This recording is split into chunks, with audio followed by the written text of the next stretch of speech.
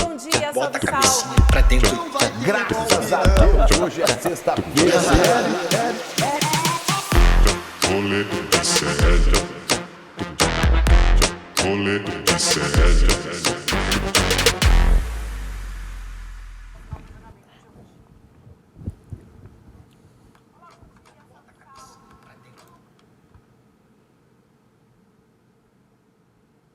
Oi, gente, eu não sabia se eu já estava no ar ou não, estamos ao vivo. Agora, 11 horas e 4 minutos, vamos voltar para o STF. Daqui a pouquinho falarei sobre convidados que teremos, vamos trazer as repercussões da parte da manhã de julgamento, mas continua o julgamento, vão acontecer agora as questões preliminares. Vocês gostam de preliminar? O Xandão está falando sobre elas, vamos assistir. Não vamos? Calma aí que tá entrando. Vai entrar, então vai dar tudo certo. Já já a gente começa o rolê normal, mas a gente vai acompanhar agora no STF as questões preliminares, né? Vocês acompanharam a sustentação oral dos advogados de defesa, a gente lembrando, acompanhando desde cedo o julgamento do quarto núcleo. Da incompetência do Supremo Bora lá, agora vamos sim ouvir o Xandão nas questões preliminares, a gente vai acompanhando aqui junto. O Supremo Tribunal Federal, o plenário do Supremo Tribunal Federal já decidiu em mais de 1.400 recebimentos de denúncia que todos os casos relativos a dia 8 de janeiro são de competência do Supremo Tribunal Federal. E a partir da alteração regimental, a emenda 59 é da primeira turma. Aqui, presidente, lembrando que há uma única divergência do ministro Luiz Fux, que passo a palavra. Senhor presidente, queria saudar Vossa Excelência e parabenizar por esse empenho de realizar as sessões matinais para que possamos concluir. Queria saudar também a eminente subprocuradora-geral, doutora Cláudia Sampaio Marques, com quem eu tive o prazer de trabalhar durante tantos anos e continuo tendo, nossa decana, a ministra Carmen Lúcia, o eminente relator, o ministro Alexandre de Moraes e o ministro Flávio Dino. Senhor presidente, na verdade, eu só pedi a palavra, não foi para repetir o que eu já disse, mas eu pedi a palavra porque nessa parte eu divergi. E, a respeito da divergência, eu gostaria de esclarecer, porque andei lendo algumas coisas completamente dissonantes da realidade. Eu e o ministro Alexandre temos uma amizade anterior à entrada dele no Supremo Tribunal Federal. Eu respeito muitíssimo o trabalho do ministro Alexandre de Moraes, que foi minucioso, um trabalho extremamente robusto, um trabalho que demorou muito tempo, sem prejuízo das suas outras funções. Então, só esclarecer que eu sou magistrado, como o ministro Alexandre é magistrado, como outros são magistrados. Então, que exatamente em razão da nossa amizade, em razão da nossa convivência de há muito, eu respeito as posições do ministro Alexandre de Moraes, como também tenho certeza que ele respeita as minhas posições divergentes. E, na verdade, o que há aqui não é discórdia, o que há aqui é dissenso. Então, se alguma coluna apurou, que eu estou aqui para fazer alguma frente ao ministro Alexandre de Moraes, apurou muito mal. Porque, na verdade, eu estou aqui mantendo pontos de vista que me parecem que são os adequados à luz da minha visão de direito penal, de direito processual penal, inclusive em relação à competência, porque eu julguei a questão de ordem da competência e, na oportunidade, eu esclareci, em primeiro lugar, que, como presidente, eu havia modificado o regimento transferido para o plenário.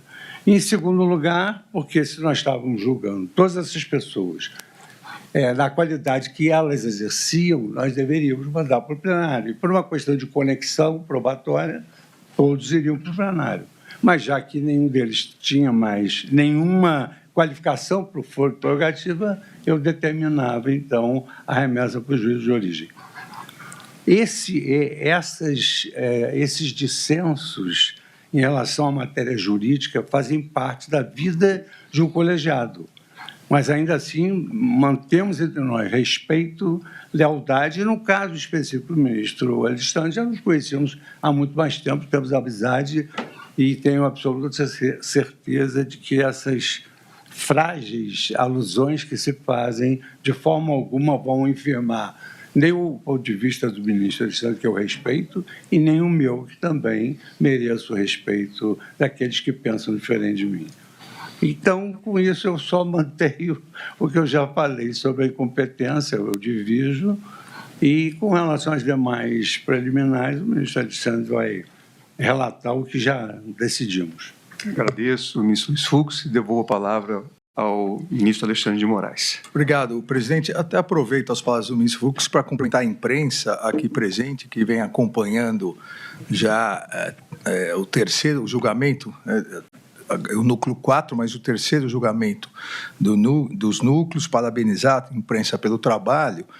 Ministro Fux, 99,9% do trabalho da imprensa, esse trabalho sério de todos aqueles que estão aqui. Alguns querem transformar o Supremo na revista Caras, em foto na minha gravata, do terno do ministro Flávio Dino, querem fazer intriga. E, obviamente, como Vossa Excelência disse, isso não é levado em conta aqui, até porque um tribunal é um órgão colegiado exatamente para cada um debater, discutir e apontar a sua posição. Então, ministro Fux, vão ter que fazer muito mais para me colocar contra Vossa Excelência e vice-versa. E é bom ter dito isso, porque senão, ministro Fux, alguns, por falta de notícia, iam falar que foi Vossa Excelência que machucou meu ombro. Então, que já fique claro, o ministro Fux é inocente em relação a isso. As nulidades aqui, o ponto 3, presidente, as nulidades, também, salvo uma, todas já foram apuradas, inclusive uma delas no contexto também já foi analisada. Então, nós afastamos aqui a questão da pesca probatória e, consequentemente, a ilicitude das provas obtidas, afastamos também a nulidade da distribuição sem sorteio, e isso, inclusive, já havia sido afastado lá atrás. E, novamente, no núcleo 1 e núcleo 2 afastamos, em virtude da conexão com os inquéritos 4874 e 4822, inquérito das milícias digitais, inquérito do golpe, primeiro, das manifestações golpistas, depois das milícias digitais.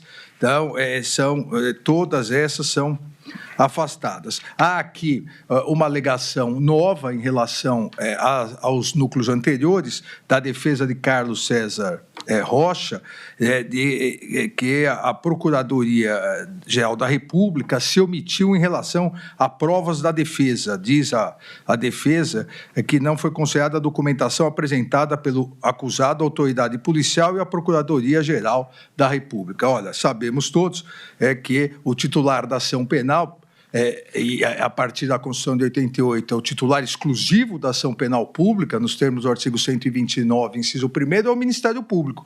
A opinião delicti, quem forma é o Ministério Público. O Ministério Público formou sua opinião, ofereceu a denúncia, as defesas apresentaram as suas defesas prévias e agora nós vamos analisar. E, em sendo aberta, instaurada a ação penal, aí a defesa vai poder produzir todas as provas. Então, não há nenhuma nulidade pelo Ministério Público ter, ao analisar as provas, desconsiderado eventuais provas juntadas pela defesa no momento inquisitorial. É importante sempre lembrar, o inquérito policial é inquisitorial, não é contraditório. O que é contraditório, devido ao processo legal, os princípios corolários da ampla defesa e do contraditório, o que é contraditório é a ação penal. E a ação penal, ela se inicia, se instaura com o recebimento da denúncia. Então, afasto também essa nulidade. Também afasto a nulidade apontada de que a denúncia é nula por inexistência do crime de conspiração no direito brasileiro. Na verdade, conspiração no Código Penal só haveria no Código Penal Militar. Não há denúncia por conspiração. A denúncia é embasada em tipos penais expostos no Código Penal. Então, aqui, essa alegação também carece de fundamento. Também, aqui afasto, também por parte da defesa de Carlos César Rocha, alegação de legitimidade ativa e legitimidade passiva, falta de interesse de agir, até porque isso depois vai ser analisado na questão da inépcia e inépcia ou não, e justa causa. Por fim, presidente, afasto também a alegação aqui de excesso acusatório. A defesa de Ângelo Martins de Nicoli alegou, como preliminar, o excesso acusatório, afirmando que, abre aspas, grita de modo flagrante o overcharging acusatório com cessa vênia, bem como que a injusta imputação realizada pela Procuradoria-Geral da República deve ser de plano rechaçada. Mas não aponta o que seria esse excesso acusatório. A Procuradoria-Geral narra fatos, faz uma primeira capitulação típica provisória e o Judiciário vai analisar se nesse momento há prova da materialidade, elementos suficientes e razoáveis de autoria, e ao receber ou não a denúncia, mas ao se receber instauração penal, e o Poder Judiciário quem vai dar a tipificação final. Então, não há excesso acusatório quando o que se fez foi narrar fatos. Há aqui um precedente, a precedente do Supremo Tribunal Federal, aqui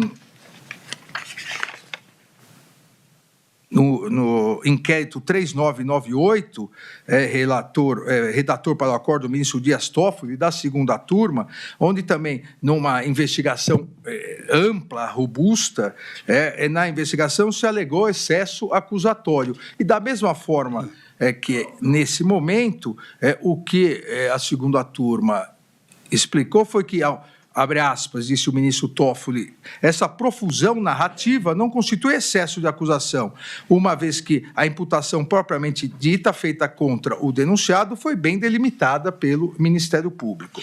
Da mesma forma, cito aqui no voto precedentes do Superior Tribunal de Justiça, afastando o fato da questão ser extremamente complexa, e nós analisamos isso quando se disse que não se alegou excesso acusatório, mas se alegou excesso de documentos. Vossas Excelências se recordam, mas a fundamentação foi a mesma. Tanto num caso quanto no outro, o que há é excesso de fatos. E os fatos devem ser narrados e a autoria deve ser apurada. Então, afasto todas essas nulidades. Obrigado, ministro Alexandre de Moraes. Como vota o ministro Flávio Dino? Senhor presidente, novamente saudando Vossa Excelência, os eminentes pares, uma palavra especial de homenagem ao Ministério Público Federal e aos doutos e doutas advogados que ocuparam a tribuna para a honra desse tribunal. Também homenagear o ministro Fux e com ele compartilhar dessa justa indignação em relação a estas alusões a um clima absolutamente inexistente nesse tribunal, especialmente na primeira turma, mas no Supremo de um modo geral.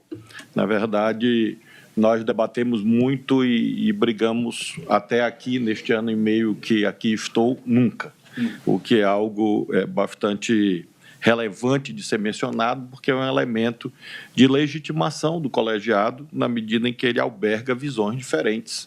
E é por isso que o julgamento, em última instância, é, neste caso, inexoravelmente colegiado. Finalmente, em relação a... Bom, obviamente, ministro Alexandre, não foi o Fux que causou essa lesão a Vossa Excelência, porque sabemos que se fosse ele seria muito mais grave, porque ele é faixa coral, nono dan, Master Plus e Jiu-Jitsu, e Vossa Excelência é apenas o iniciante nessa arte. Então, é claro que não foi ele que fez esse dano. E, portanto, o ministro Fux, transitado em julgado, Vossa Excelência não é responsável por esse fato. Finalmente, as duas únicas alusões em acréscimo ao dito pelo relator sobre as preliminares. A conexão é uma técnica legal, o artigo 76 do Código de Processo Penal, que vem em benefício de todas as partes. Ela não se cuida de uma manipulação antiética ou de uma manipulação a favor de um dos lados que litigam numa determinada controvérsia. A conexão é um critério de qualidade do julgamento, é um critério que facilita a busca da verdade real. E, portanto, a aplicação pelo Supremo de critérios de conexão, além de absolutamente compatível com a lei processual vigente, bem sabemos, neste caso, desde 1941, é um critério que facilita o debate judicial e a atuação de todas as partes. Por isso mesmo, evidentemente, não persiste nenhuma nulidade quanto aos critérios empregados pela douta presidência desta Corte, de modo secular, ao aplicar critérios de eventual conexão, distribuição por dependência e não a distribuição aleatória. A segunda observação já foi objeto de alusão aqui e fiz menção a este aspecto. Não é porque, numa determinada circunstância, há uma referência ao ministro do Supremo que ele se torna suspeito. Creio que a assentada de hoje, mais uma vez, sublinha esta realidade. E, neste caso, o ministro Alexandre de Moraes não está julgando, e nós, por conseguinte, não estamos julgando, com Sua Excelência, nenhuma imputação em que ele seja vítima, uma vez que não há aqui, na denúncia, a apresentação de teses relativas a homicídio ou tentativa de homicídio, ou a nada que se refira à pessoa do ministro Alexandre, e por isso mesmo creio que essa isenção de ânimo está sobejamente comprovada em milhares de julgamentos e por isso mesmo também afasto essa alusão já refutada pelo egrégio plenário do tribunal. Em relação aos demais itens que foram arguídos, a fundamentação que nós fazemos aqui, às vezes sumária, fundamentação aliunde por relação, em relação a outros julgamentos, é uma forma de respeitar as partes, inclusive, porque não se cuida de descuidar da qualidade dos argumentos, mas sim de apenas remeter a debates já ocorridos nesse colegiado, em que todos esses pontos já foram sobejamente enfrentados. De modo que, com essas alusões, com esses argumentos de reforço em relação ao que já decidimos em outras circunstâncias, eu acompanho o relator, mesmo respeitando, como respeito profundamente, a divergência manifestada pelo ministro Fux em relação à competência da turma ou do plenário, que é a única questão que, a meu ver, remanesce ainda uma controvérsia justa, legítima, necessária no âmbito da primeira turma. Mas, como nós já debatemos em outras circunstâncias, em face das mudanças regimentais que antecedem a apresentação da denúncia, aplica-se imediatamente a norma regimental em nome do princípio do juiz natural, uma vez que, se houvesse um juízo cambiante, aí que nós teríamos vulneração a este sagrado princípio atinente à imparcialidade dos órgãos jurisdicionais. Com esses fundamentos, acompanho o relator. Obrigado, ministro Flávio Dino. O ministro Luiz Fux já antecipou seu voto em relação a todas as matérias, apenas divergindo na questão da competência. Isso. E as observações que eu já fiz, que no curso do processo nós vamos analisar o conteúdo da delação. Perfeito. Como vota a ministra Carmen Lúcia?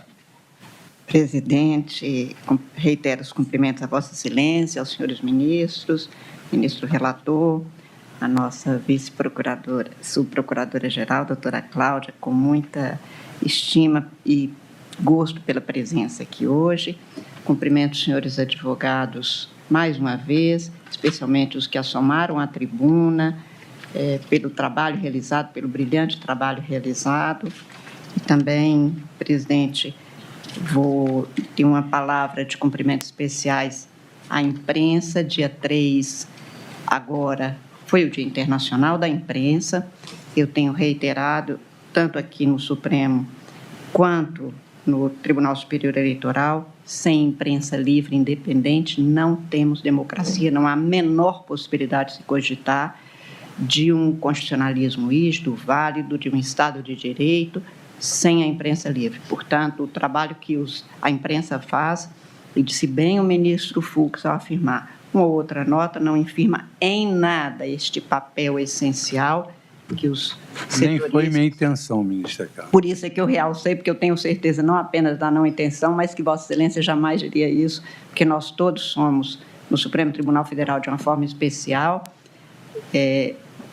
todos adeptos da linha de que a imprensa é essencial, não pode haver censura, todas as formas de combate, de tentativa de fragilizar a democracia foram, em grande parte, sem êxito, sem qualquer sucesso, exatamente pelo papel da imprensa brasileira, que é uma das maiores vítimas. A primeira vítima parece que é a guerra e de toda a ditadura também é a verdade, a segunda é o profissional que traduz a verdade para a sociedade, que neste caso é a imprensa, não é o Poder Judiciário, não é um dos outros poderes, é a imprensa. Por isso, os meus cumprimentos muito especial por este papel que desempenho aqui, que foi realçado especialmente pelo ministro Alexandre. Especificamente quanto às preliminares, presidente, mais uma vez, também farei juntada de um voto escrito, reitero o que já foi dito e que, como o ministro Fux, como o ministro Flávio Dino disseram, como são reiterações, incluídas aquelas que se referem aos argumentos apresentados nas peças, nos memoriais, que também repetem, como nós estamos repetindo os fundamentos, porque é a mesma resposta, a mesma questão posta.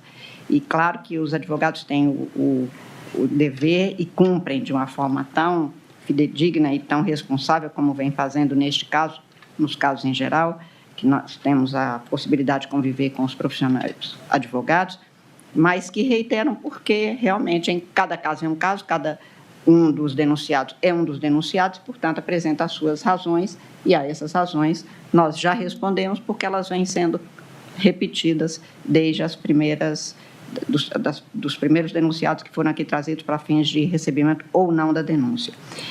A única novidade também que foi apresentada aqui, que também já foi salientada, é o excesso acusatório, mas que, como tanto na fala da doutora Cláudia Sampaio, quanto na resposta do relator, quanto consta dos nossos votos, de fato, há um acúmulo de fatos que levam a uma petição de denúncia, como foi feita.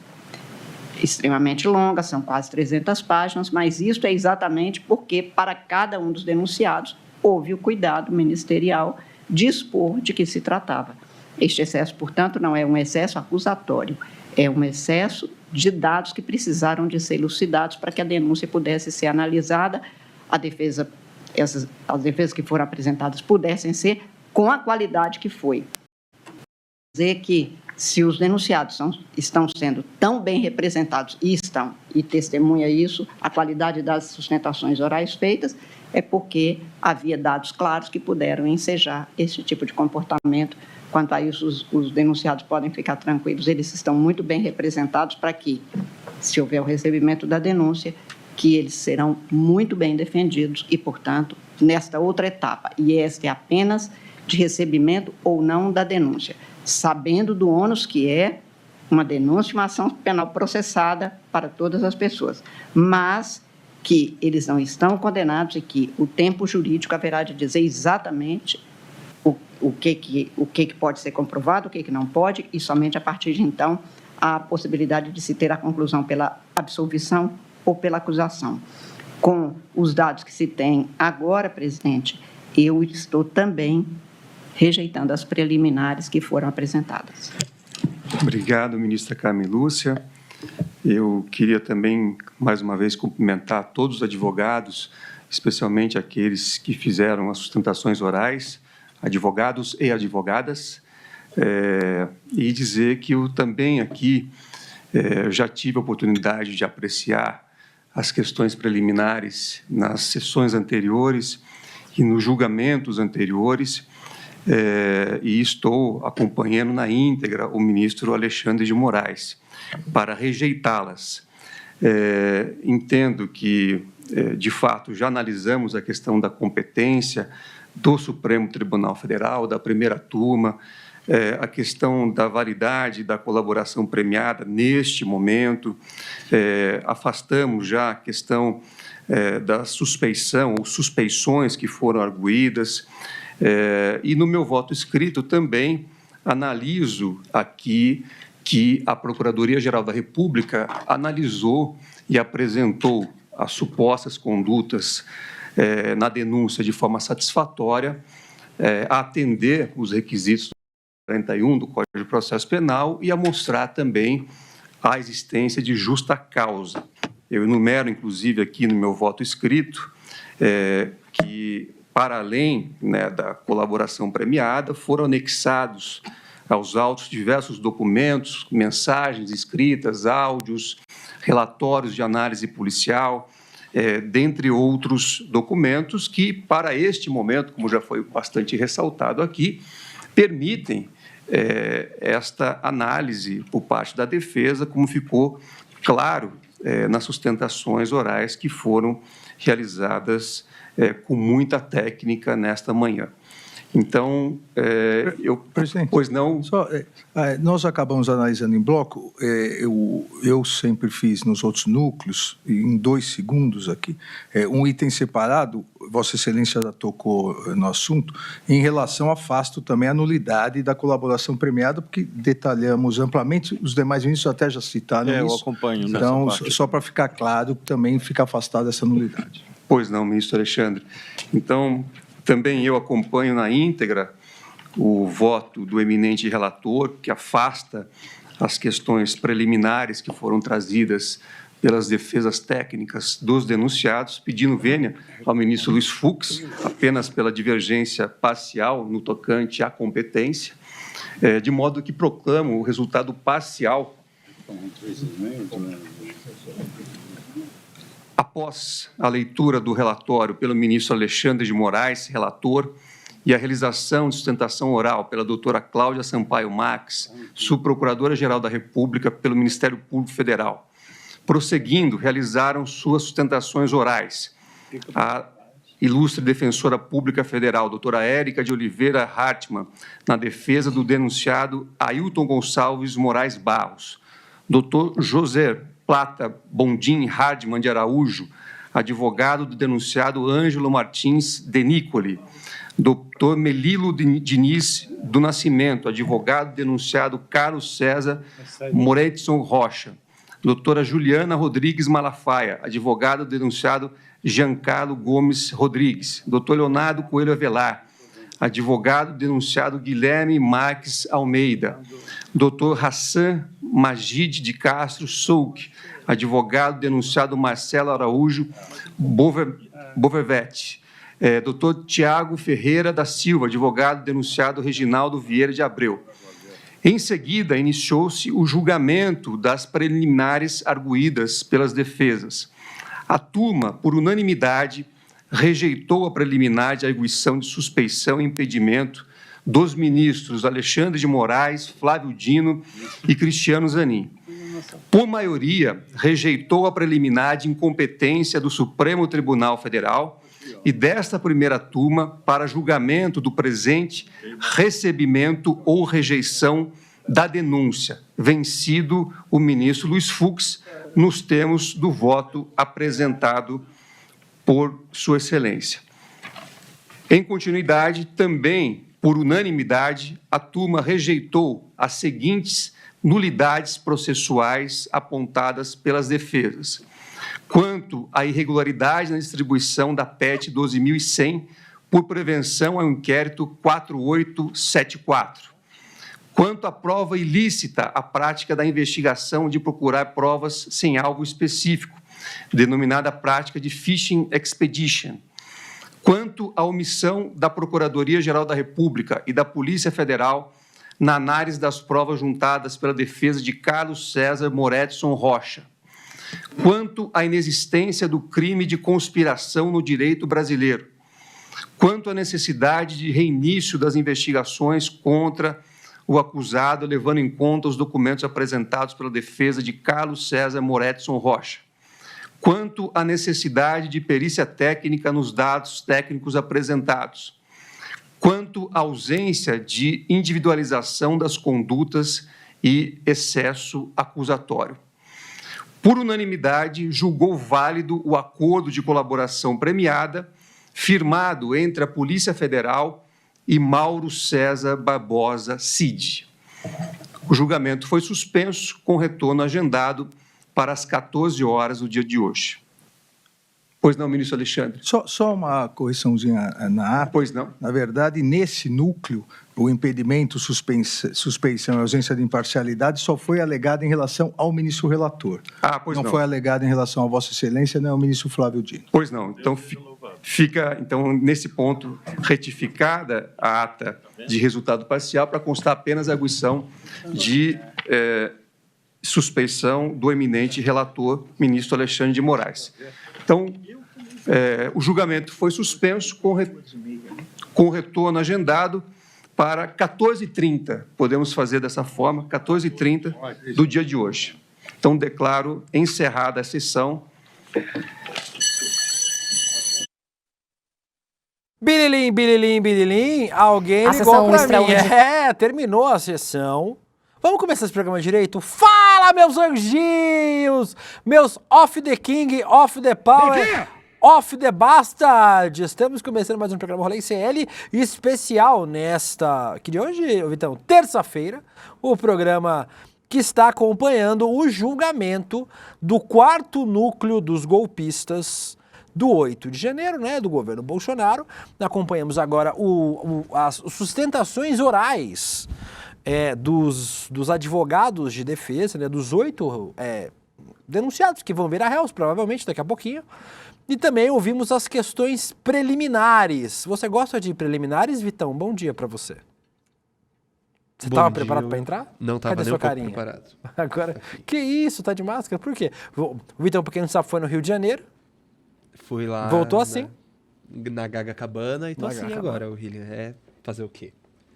Mas eu não estava preparado para entrar, não preparei nada para falar hoje não, William. Tá tranquilo, também não preparei nada para falar, mas estou aqui falando mesmo assim. Bom dia para você, Vitão. Bom dia. Bom dia para o nosso chat, que já está aqui comentando. Antifa, Daniel, Cícero Timóteo, Samara Gabriele, Leone Zana, Rodolfo, Marta Mendes. Tem um público que não é normalmente do Rolê CL, inclusive. Sejam bem-vindos a este programa, esta maluquice chamada Rolê CL, o programa de infotenimento do ICL, todo dia ao vivo, das 11h30 ao meio-dia e meia, hoje em horário especial, fazendo aqui a cobertura, como estava falando para vocês, do julgamento do 4º núcleo dos golpistas. Então, a gente tem a arte aí, ô Vitão, de quem é que está sendo julgado aí, ó, vamos lá. Para você que chegou agora, os integrantes é ótimo, os integrantes do núcleo 4... Ailton Gonçalves Moraes Barros, major da reserva do Exército, Ângelo Martins Denicoli, major da reserva, Giancarlo Gomes Rodrigues, subtenente também do Exército, Guilherme Marques de Almeida, tenente-coronel, próxima página, Reginaldo Vieira de Abreu, coronel do Exército, Marcelo Araújo Bormevé, da Polícia Federal, né, Policial Federal, e o Carlos César... Como se lê esse nome aí? Vou falar Carlos César Rocha. O Carlos César Rocha... Moretson. Que complicado. É assim que se escreve? Difícil. Presidente do Instituto Voto Legal. Essa galera, para vocês que estão chegando agora, é a galera que ajudava, é o que eles chamam de núcleo de desinformação. É a galera que ficava espalhando nos grupos de Zap, as notícias falsas para ajudar a dar sustentação pública do golpe de Estado. Então essa galera era a galera que ficava na operacionalização, deu certo, operacionalização das notícias falsas. Tem uma galera aí também que, obviamente, era da Polícia Federal. O Bormevé, por exemplo, era da ABIN. A ABIN Vitão, como que é o nome dele? Do homem? Do deputado federal? Ups, esqueci. Ramagem, isso. Do Alexandre Ramagem, que era o diretor da ABIN do governo Bolsonaro.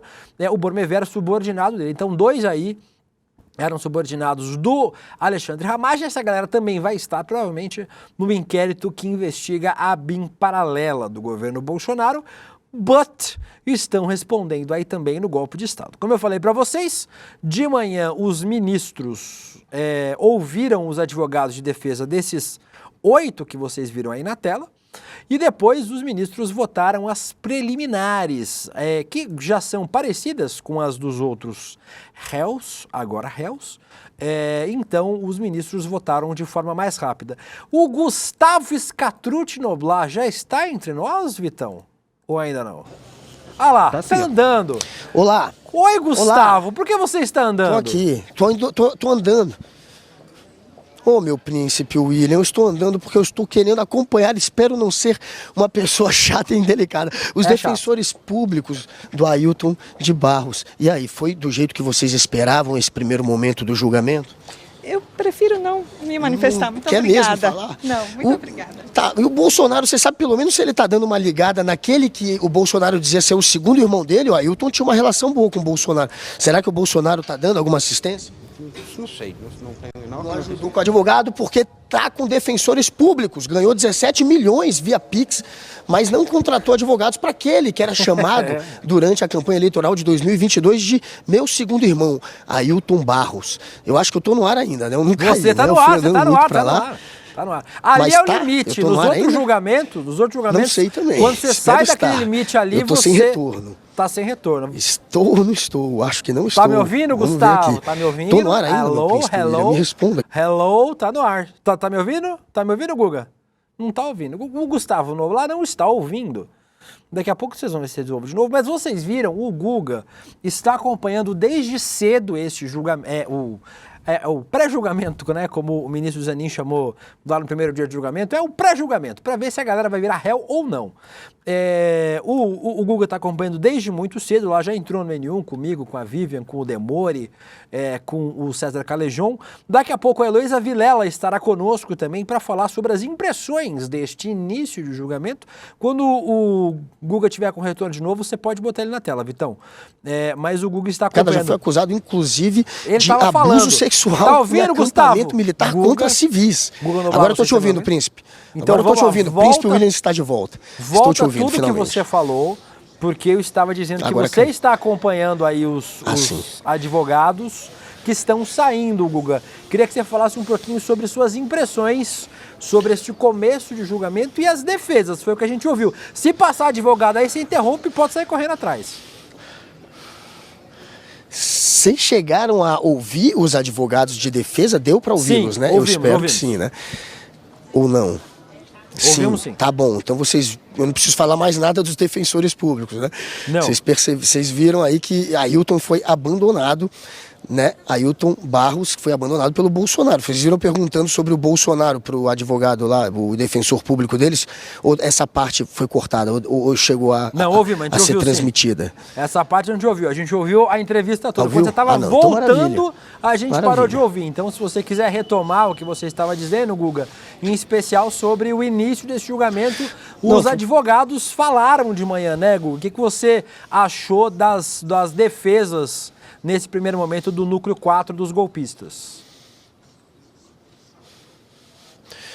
Pelo que a gente ouviu, aquele que tem talvez o melhor argumento para se livrar dessa acusação, eu acho que ele vai virar réu do mesmo jeito, né? Mas é o Carlos Rocha, o que criou um Instituto Voto Legal. Já que livraram o Valdemar da Costa Neto, que seria o contratante, como é que não vão livrar aquele que foi o contratado? Então, entre essas defesas que foram apresentadas, a única que eu acho que tem algum poder para talvez convencer os ministros seria a do presidente do Instituto Voto Legal. Mas ele disse lá, né, que olha, um pai não ataca um filho, ele não estava atacando as urnas.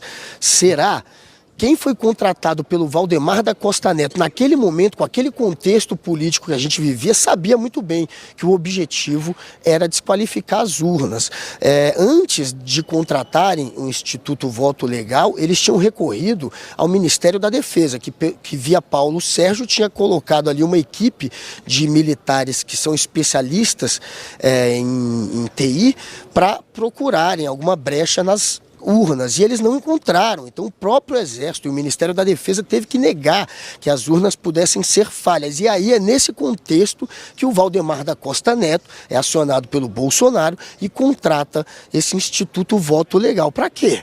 Para desacreditar as urnas. Nesse contexto não tinha uma outra motivação a não ser essa, mas a defesa disse que não, que um pai não ataca um filho, que ele não foi contratado para desqualificar a urna, e que em momento nenhum ele disse que poderia acontecer fraudes, que poderia haver fraudes com as urnas. Então essa é a defesa deles. E como liberaram o Valdemar da Costa Neto, não faz muito sentido agora permanecerem com a acusação em cima do contratado, que seria, portanto, César Rocha.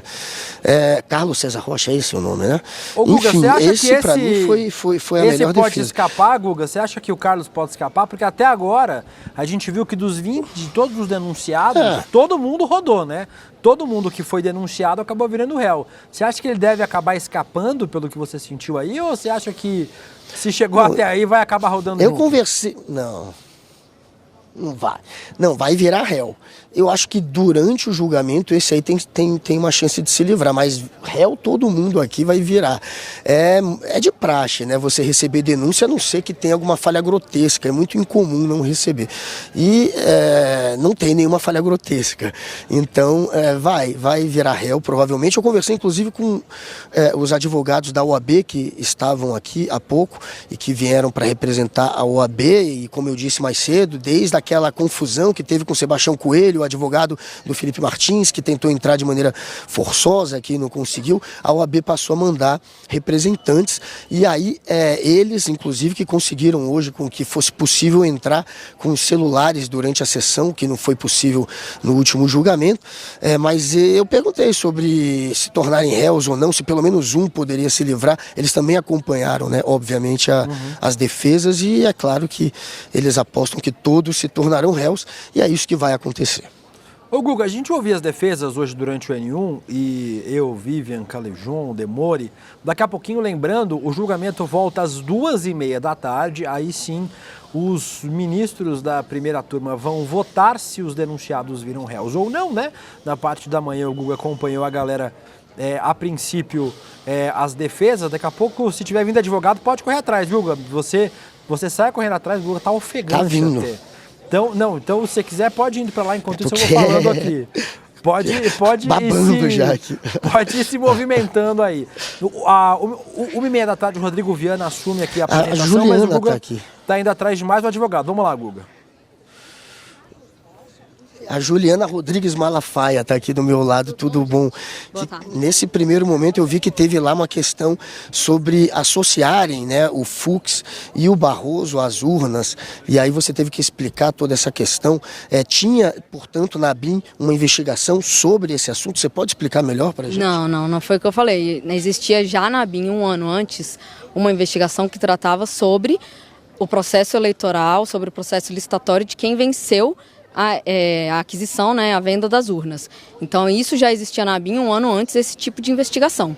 Agora, como eu afirmei na tribuna, não sei se legal, ilegalmente, não sei se era função da ABIN fazer esse tipo de investigação, mas isso já existia dentro da ABIN. Pelo que o Flávio Dino sugeriu, seria legal, né? Claro. Enfim. Mas, de novo, eu afirmei também na tribuna, eu não sou advogada da ABIN. O seu cliente, o Jean Carlos, ele participou de alguma maneira dessa investigação? Ele recebeu a notícia e ele, enfim, investigou a título de cidadão. Ele fez pesquisas em fontes abertas, não fez utilização da ferramenta First Mile e fez pesquisas em relação a notícias que ele recebia igual qualquer cidadão. Há alguma chance de se livrar hoje, de se tornar réu? Há esperança? A defesa quer crer que sim, vamos aguardar mais tarde como será. E, se não for, estamos prontos para seguir, né, o processo e seguir na defesa. Jean Carlos, mesmo ligado ao Ramagem, e o Ramagem, quando depois ele disse que o Jean Carlos é que teria que explicar, junto com o Marcelo Bormevé, que teriam que explicar essa questão do First Mile, do monitoramento de autoridades. Ele nega que tenha monitorado Joyce Hasselmann, Kim Kataguiri, jornalistas, ministros do STF. Por isso, quem nega? O seu cliente. Sim, nega. E por isso também é importante reiterar que o desmembramento em núcleos é uma coisa muito complicada para a defesa, porque seria muito importante que eu conseguisse participar da instrução do processo em relação ao núcleo 1, já que o Ramagem está lá.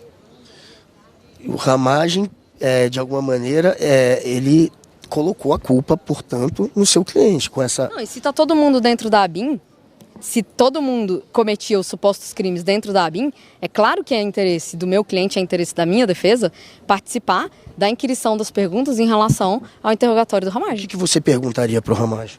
Eu gostaria de esclarecer se Ramagem em algum momento requisitou qualquer tipo de demanda para o Giancarlo, qual era a relação dos dois, como foram as requisições, como se dava o uso do First Mile, como eram feitas as pesquisas e para esclarecer quem é que participou da aquisição do sistema, como que era feito o controle dessas pesquisas, cadê o resultado dessas pesquisas, ou as pessoas que pesquisavam, elas tinham como saber quem elas estavam pesquisando, por que elas estavam pesquisando?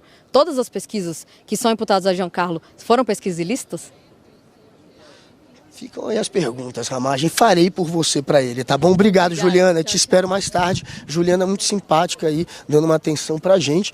E agora ela tem que correr para almoçar o quanto antes. E às 14h eles vão retomar o julgamento, né, meu príncipe William? Ela não pode ficar, obviamente, sem almoçar. Então vou atrapalhar o mínimo possível, liberei a Juliana. Mas olha, já espero que passem mais advogados. Tô aqui, príncipe William. Eu não sei se você percebeu, mas você tá notando algo novo em mim da primeira aparição que aconteceu hoje durante o N1 para este momento? Não, o que você que tá aconteceu? notando alguma coisa diferente? O seu cabelo? Não. Você fez o cabelo durante o N1? Cabelo, cara. Durante o N1?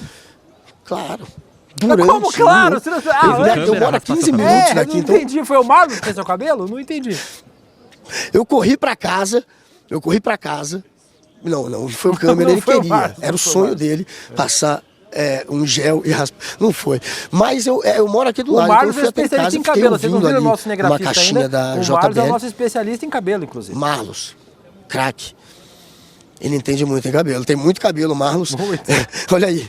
Mostra o Marlos aí pra galera. Tá lá, o Marlos. Como é nosso vocês podem ver, especialista em cabelo. Cortes de cabelo modernos. Mas é isso aí. Tá aí, príncipe. Dei uma raspada aqui só de lado. Não deu tempo também de cortar tudo. Não, Espero tá estar bonito, nos trinques e fiz isso por vocês do rolê.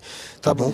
Tá bonito. É isso. A gente Mas tô gosta aqui, que as já suas prioridades são já essas. passa mais gente. Se alimentar, que é bom nada. Ô, Gustavo, mas eu achei interessante que aparentemente clima tenso entre os brothers, né? Parece que aí a advogada a doutora Malafaia aí, pobre do sobrenome da coitada, ela passou a Juliana. Ela passou a pica pro Ramagem, né? Falou, não, peraí, vamos ouvir o Ramagem. O Ramagem falou que a galera de baixo que usou ele não tem nada a ver com isso, vamos ouvir o cara. Então parece aí que clima tenso entre os brothers. É o que a gente falava. Na hora de o seu cliente enfrentar 15 anos de cana, meu irmão, você vai querer livrar o seu, você quer que o Ramagem morra, na verdade, né?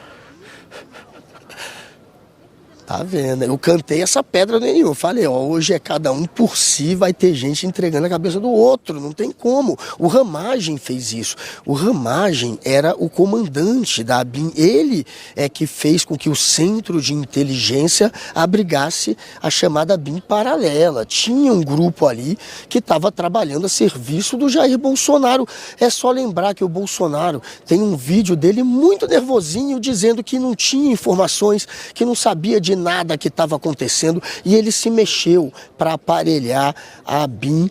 Estava ali o Ramagem não à toa e colocou aquele que foi o segurança dele durante a campanha, o Marcelo Bormevet, não sei falar o sobrenome dele, eu não estou com o papelzinho agora, e a gente está no rolê e pode errar, mas enfim, o Marcelo e o Giancarlo, os dois eram muito ligados ao Jair Bolsonaro, eram pessoas de confiança do Jair Bolsonaro, não à toa estavam ali na ABIN fazendo aquilo que a gente chamava de serviço da ABIN paralela, que não era apenas o de monitorar autoridade e adversário, de criar fake news, mas era também, por exemplo, de tentar livrar o Flávio Bolsonaro da questão da rachadinha.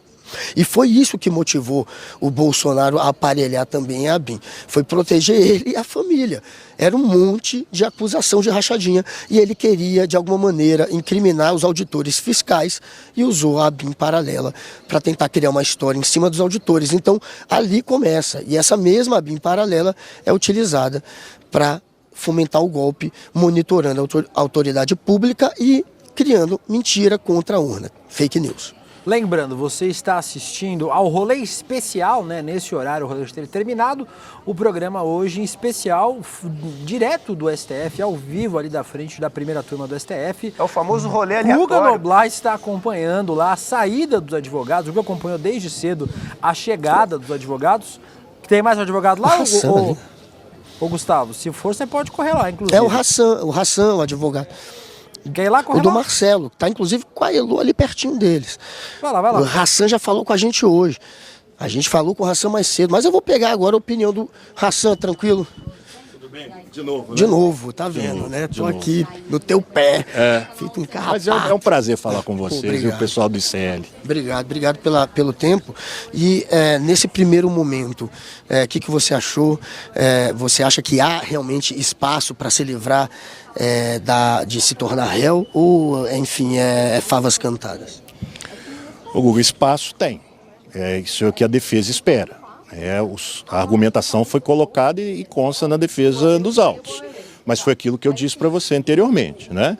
Se for seguir a lógica dos julgamentos anteriores, a chance é pequena. E a defesa trabalha com essa possibilidade também. Eu vi que você abordou a questão também do Fux e do Barroso, é isso? Sobre terem alguma ligação com a empresa que venceu as licitações para fazerem as urnas a partir de 2020. Positivo ou positiva é o nome da empresa? Positivo. Não tem ligação nenhuma. Isso foi uma notícia falsa que foi divulgada por um blogueiro e isso chegou lá no pessoal da ABIN e a única coisa que eles fizeram foi fazer uma pesquisa em fonte aberta de ver quem que era o sócio da Positivo. Mas por que gerou interesse na ABIN uma fake news sobre as urnas? Não é meio estranho? Não parece que a ABIN está sendo de alguma maneira usada nesse sentido para desqualificar as urnas? Deixa eu reformular e colocar melhor, porque quando eu falo ABIN fica parecendo isso. Chegou lá no Marcelo e no Giancarlo. E é aquilo que eu tinha te dito antes. Eles tinham uma ideia de que poderia haver alguma falha na questão do processo eleitoral. Agora, é aquilo que eu falei lá dentro também. Eles não criaram notícia nenhuma. Não foram que falaram que relacionaram o ministro Fux ou o ministro Barroso, quem quer que seja. Receberam a notícia e, diante da notícia, só fizeram uma pesquisa de quem era um sócio, pesquisa em fonte aberta. E quem era o sócio? Nenhuma relação com o ministro Barroso e com o ministro Fux. E o senador, quem seria? Esse senador, me fugiu o nome dele aqui, mas... Ele é dono desse senador. E por que eles estariam investigando um senador por ser sócio? Poderia ser por conflito de interesse? E por que a ABIN faria isso se não é, enfim, protocolo da ABIN investigar pessoas?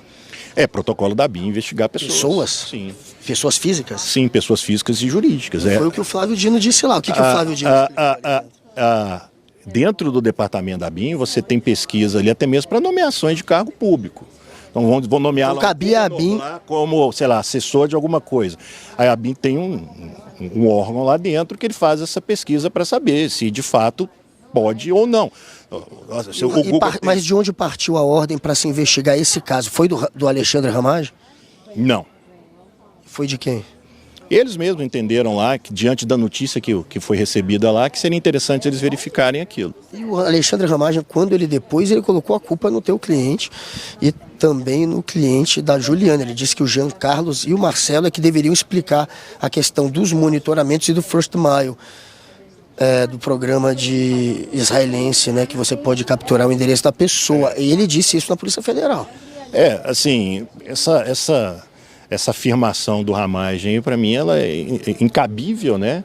Até mesmo porque ele, como diretor da ABIN, ele sabe que dentro do SIM, que é onde o Marcelo trabalhava, né? E o Giancarlo também, não havia utilização do First Mile. Era somente o DOINT que tinha acesso a essa ferramenta. First Mile foi utilizado cerca de 30 mil vezes. Teve gente que publicaram até 60 mil vezes. Quem que usou o First Mile, então, dentro da BIM? Aí, o seu cliente nunca usou? Nunca usou. Aí eu não vou poder porque te falar. Tanto o Jean Carlos quanto o Marcelo, ambos negam que usaram, portanto, o First Mile. O Jean Carlos, ele usou o First Mile quando ele estava no DOINT. Isso antes dos fatos são apurados na denúncia, antes de qualquer discussão se o First Mile era ilegal ou legal. Mas dentro do SIM, não. A Juliana disse que ele não usou. Dentro do SIM, não. Dentro do SIM, explica o que é o dentro do SIM. SIM é um órgão da BIM, né, que é a Central de Inteligência. Mas essas 30 mil vezes que foram utilizadas teriam sido em que momento e não abraçaria todo esse período? Não, teriam sido utilizadas antes do momento delimitado pela denúncia, né, Guga? A gente tem que entender o seguinte, o que está sendo apurado aqui, o que é objeto de denúncia e, portanto, o que é objeto da defesa. São fatos que foram praticados a partir do dia 29 de junho de 2021 até o 8 de janeiro de 2023. A denúncia abarca esse momento delimitado ali, e isso que é a questão discutida no processo. Houve a utilização do First Mile dentro desse período investigado? Não. Não houve. Dentro do SIM, pelo Marcelo e pelo Jean Carlos? Não. Mas aconteceu antes desse período, você disse que o Jean Carlos teria utilizado. Dentro do DOINT. Dentro do doente. Aí foi uma confusão, então, da Procuradoria. Por que ela apresentou essa denúncia dizendo que os dois utilizaram? Há um flagrante erro cronológico aqui, né? Há um flagrante erro cronológico. Eles pegam lá as pesquisas que foram realizadas antes, quando Jean Carlos estava vinculado ao DOINT, e colocam dentro do período que está sendo apurado na ação penal. É um erro cronológico. Se for tão simples assim, você vai vencer essa. E, por último, a ministra Carmen Lúcia vai ou não vai participar? Porque, para quem não acompanhou, ele fez um convite para Carmen Lúcia durante a defesa dele para que ela compareça a um evento, já que ele foi aluno da Carmen Lúcia, um evento da PUC lá de Minas Gerais. É isso? Sim. Ela já deu alguma resposta? Não, ainda não, mas a gente vai convidá-la formalmente. Ali foi só um início ali, Guga, e sendo bastante franco, né? Tem uma forma ali de dar uma baixada no nervosismo, né? É um julgamento dos mais importantes realizados no âmbito do Supremo, né? Você está falando perante a mais alta corte ali. E você sabe, né, Guga? 25 anos de advocacia. Bastava um vacilo ali de 10 segundos, vira meme, acabou, né? Talvez vire meme essa brincadeira que você fez com a Carmen. Não sei, mas vai ser um meme do bem, pelo menos. E gostaria de agradecer a oportunidade, né? E dizer que eu assisto o canal. Assiste o ICL. Assisto o ICL. Assina? Ainda não, mas vou assinar. Vou assinar. Pode falar pro Demônio, pro Eduardo. Entra no roleicl.com.br e assina pelo rolê, que é para ficar moral pro nosso programa. E aí dizer o seguinte, até mesmo o Demônio fala isso muito, né? O advogado, ele está exercendo o papel constitucional dele de realizar a defesa. Eu, como advogado, eu tenho por incumbência constitucional defender aquele que me constitui para isso, sem qualquer consideração de ordem ideológica ou política. Claro. Isso é bom ser colocado, até mesmo porque eu recebi prints do ICL, amigo meu falando, o pessoal comentando, lá o fascista. Não é fascista. Não é fascista, ele assiste o ICL e vai se inscrever no canal. Tá aí um atestado de que não é fascista. Não, e eu acho que é importante esclarecer isso, né? Todo cidadão acusado da prática de um crime, ele tem direito a uma defesa. Claro, né? Claro, Hassan, obrigado. Tomei muito tempo de novo dele. Na volta a gente conversa um pouco mais. Obrigado pela moral. Valeu. E se inscreve no canal. Agora você vai ter que fazer. Fica de olho. Se não aparecer Hassan, ele mentiu, hein? Ele enganou a gente. Gustavo, então vamos ficar de olho. A galera está batendo palma aqui. A galera do marketing está batendo palma aqui para o seu marketing. Qual que é o link mesmo pro Global que você disse para ele assinar? Rolê. Entrem agora, roleicl.com.br, roleicl.com.br, Bad Dog, eu sei que tá aí, Albevaristo, eu sei que tá aí, Maria Helena Schweitzer, todos, o nosso querido Jalambi O Jalamb tá aí. Tá no STF, Entra calma. no roleicl.com.br. Calma, Gustavo, você vai preso. Deixa eu aproveitar que o Guga puxou, só lembrando, gente, um breve interlúdio. Vai começar a segunda turma da nossa pós-graduação. O Guga puxou o link aí, é o link da segunda turma da nossa pós-graduação aqui do ICL, olha, a segunda turma. Eu estou fazendo, sou aluno da pós-graduação do ICL, inclusive. Preciso, inclusive, entregar um trabalho do professor Lindener. Não entreguei ainda, professor, vou entregar, calma. Quase 4.000 alunos e alunas entraram na primeira turma do curso Repensando o Brasil, Sociedade, Política e História. E agora chegou a sua vez de estudar, junto comigo, na pós-graduação do ICL.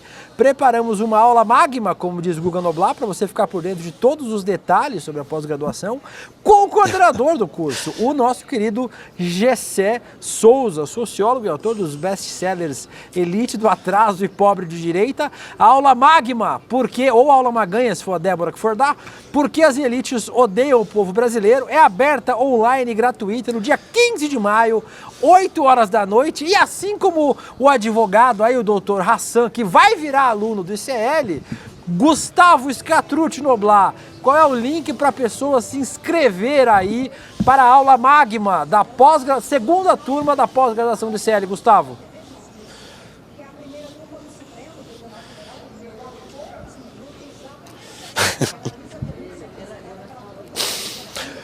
Essa aula magma você não vai poder perder. Então entra lá onde? No link mais maroto da internet, roleicl.com.br, roleicl.com.br, roleicl.com.br. Entra lá agora e faça a sua inscrição e não perca essa aula magma maravilhosa. Ô Google, o nosso chat está gostando bastante da sua participação aí desta vez, não no nosso estúdio. Sumiu o retorno. Tá ouvindo? Tá ouvindo agora? Tá ouvindo?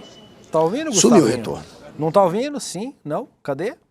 Gustavo não está ouvindo? Gustavo não está ouvindo. Vamos ver se o retorno do Google vai voltar daqui a pouco. A gente ouviu aí o Gustavo ouvindo um dos advogados, né? O advogado do... Tô ouvindo, agora eu tô ouvindo. Tô ouvindo meu príncipe. Tô ouvindo meu príncipe. Tô ouvindo. Codorna06 pergunta, Guga, você prefere as preliminares ou uma... Pronto? Tá ouvindo? Tudo bem. O Codorna06 agora perguntou... Sumiu. Guga, você prefere... Eu tava ouvindo, agora sumiu. Hoje tá rolando. Tá meio surdo. Cada uma que eu sou obrigado aqui nesse programa. Calma. Já bota o Gustavo de novo. Deixa o áudio do Gustavo se estabilizar. Se tiver, chama a Heloísa Vilela aí também para dar uma meia dúzia de palavrinha com nós. Lembrando, né, estamos acompanhando aqui o julgamento da do núcleo 4 dos golpistas, né? Então, põe na tela de novo pra gente, Vitão, para você que está chegando agora, não é um rolê estendido, a gente está aqui acompanhando neste horário o julgamento do núcleo 4, que é o núcleo de desinformação. Põe aí, Viton, para nós, só para eu lembrar a galera que de manhã ouvimos os advogados de defesa. O que você quer que eu não entendi? Quem é que está sendo julgado hoje, meu filho? Ah, tá. Põe aí para nós. Ailton Barros, major da reserva, Ângelo De Nicole, também major, Giancarlo Gomes Rodrigues, subtenente, Guilherme Marques de Almeida, tenente-coronel, próxima tela, a gente tem 4, são 7 hoje ou são 8? São 7. Reginaldo de Abreu, que é coronel do Exército, o Marcelo Bormevente, ouviu agora o Hassan, que é advogado do Marcelo, fã do ICL, assiste o ICL, e o Carlos César, sobrenome difícil, Rocha, presidente do Instituto Voto Legal, são aí quem será julgado nesta terça-feira, dia 6 de maio de 2025, de manhã ouvimos os advogados de defesa e depois os ministros passaram pelas questões preliminares. O Gustavo está aí disponível, ou Viton? Ou não? Ô Gustavo, o Codorna06 perguntou se você prefere as preliminares ou uma sustentação oral na vara do Xandão. Mas tá parando. Não tô ouvindo. Estou aqui. Peraí que só tá com um pouquinho de delay. Estou aqui. Ô Gustavo, o Codorna06 perguntou se você prefere as preliminares ou uma sustentação oral na vara do Xandão. Que isso? Olha, eu tô na dúvida. As duas são uma delicinha. A sustentação oral do Xandão. Tá me ouvindo? Estamos ouvindo sim, estamos ouvindo. Uma sustentação oral. Ô Guga, mas agora falando sério com você... Meu Deus do céu. Que delícia, hein? Uma sustentação oral. Será que Xandão é um, como diria um crente, né? É um varão? É um varão? Estou na dúvida. Eu acho que eu prefiro as preliminares. As preliminares, inclusive nas preliminares, parando de gracinha aí, teve o Fux, né? Sendo de novo o voto vencido. Mais uma vez o Fux concordou que falta competência à primeira turma. Diga-me. Não, Guga, eu ia perguntar justamente sobre isso. Cortou. Não estou te ouvindo, meu príncipe. É difícil. Príncipe. Não, tá ouvindo? Tá ouvindo agora, Guga? Tá ouvindo? Sim. Príncipe, estou te ouvindo. Eu ia te perguntar justamente sobre essa parte. Vai e volta. É assim que é gostoso. Quando vai e volta é gostoso. Tá rolando um delay gigante. Eu não sei. Ô Vitão, você acha melhor a gente reconectar com o Guga para ver se reduz o Tá rolando super delay, mas agora eu não tô ouvindo nada. Não tá ouvindo? Vamos reconectar com ele. Tira o Gustavo. Vamos reconectar o Gustavo. Lembrando, então, o julgamento volta às 2h30 da tarde. O nosso querido calvo, o nosso Rodrigo Viana, vai acompanhar a partir da 1h30 da tarde com vocês aqui, ao vivo, já no... A gente fez o rolê até mais tarde, vai ser o N2 a partir de mais cedo. Então o Rodrigo Viana começa a acompanhar a partir das 1h30 da tarde com vocês aqui, a segunda parte deste julgamento. De manhã, como eu falei, eu agora mostrei para vocês os 7 que devem virar réus agora no STF, e à tarde a gente tem o julgamento em si. E você falava, Guga, você conversou com os advogados aí, não tem muita expectativa de que a galera não vire réu a princípio, né? Parece que todo mundo já está bem conformado com a ideia de virar réu. Pois é, mas eles, claro, precisam fazer a defesa, e vocês viram nas preliminares, quem não gosta de uma preliminar? Na preliminar, eles adoram uma preliminar, os advogados sempre tentam ali trazer alguma contestação já antes de julgarem o mérito. Então, eles adoram a preliminar, e claro que se repetiu aquelas preliminares dos últimos julgamentos. Mesmo sabendo que iam perder, portanto, eles trouxeram aquelas mesmas teses de que o tribunal não tem competência para julgar, se for para julgar tem que ser no pleno. O Alexandre de Moraes, que poderia também ser vítima e ser acusador, enfim. A própria pena, as próprias acusações que seriam exacerbadas, enfim, eles trouxeram preliminares que se repetiram em outros julgamentos e que foram, obviamente, derrubadas, e aconteceu o mesmo aqui hoje. O único que divergiu foi o Fux. De novo, ele disse que sim, que deveria o pleno todo julgar esse caso, assim como ele já tinha dito no julgamento de Jair Bolsonaro, no núcleo 1 e no núcleo 2 também. Então, mais uma vez, o Fux divergiu, foi o voto vencido, e foi ele que teve um anticlímax, digamos assim, na hora da preliminar. Preliminar dele não foi gostosinha. Ô Guga, e os ministros aí, o clima entre eles parece muito bom, né? Teve piadinha sobre jiu-jitsu.